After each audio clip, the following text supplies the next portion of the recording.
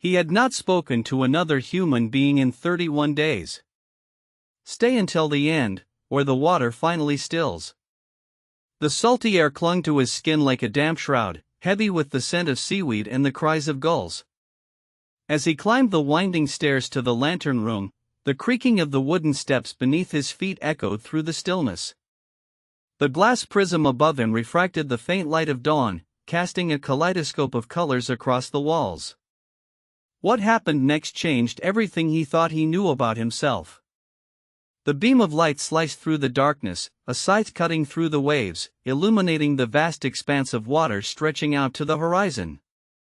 He felt the weight of his solitude, a physical presence that pressed upon his chest, making each breath a conscious effort. The silence that followed was unlike any he had ever heard, a palpable entity that wrapped itself around him, suffocating and liberating in the same moment. As he descended into the darkness of the lighthouse, the air grew thick with the smell of coal and oil, the scent of his own sweat and the faint tang of smoke. The flames in the kitchen danced and spat, casting flickering shadows on the walls, like the demons of his own mind.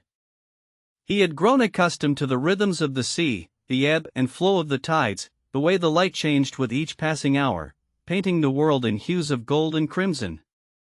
The taste of his coffee, bitter and rich, filled his senses, a reminder of the simple pleasures that still existed in his isolated world. Stay with me, and let the sound of the waves wash over you, as we delve into the depths of this lighthouse keeper's soul. The sound of the sea was a constant companion, a soothing melody that ebbed and flowed with the tides, a reminder of the power and majesty that lay just beyond the fragile walls of his sanctuary. As he walked the narrow path that wound its way around the lighthouse, the wind whipped his hair into a frenzy, the spray of the sea stinging his skin, invigorating and brutal. The world was a vast and mysterious place, full of hidden dangers and unseen wonders, and he stood at the edge of it all, a sentinel guarding the gates of the unknown. What he discovered out there is something most people spend a lifetime avoiding, the darkness that lies at the heart of every human soul, the abyss that stares back at us from the mirror. The stillness of